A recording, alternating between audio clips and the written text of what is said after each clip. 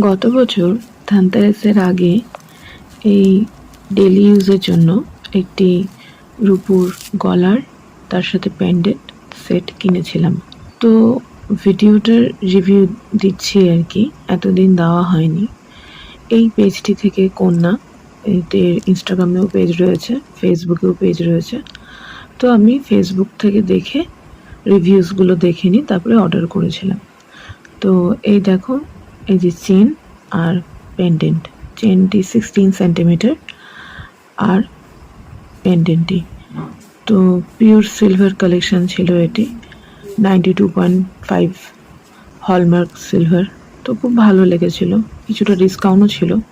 তো যথারীতি হাতে পাওয়ার পরে বেশ ভালো লাগছিল, কারণ ডিজাইনটি, বিশেষ করে পেন্ডেন্টের ডিজাইনটি খুব ভালো লেগেছিল। তো আমি পরের দিনই পরেছিলাম এবং 8-9 ঘন্টা পরার পরে দেখো কি অবস্থা হয়েছে চেনটির।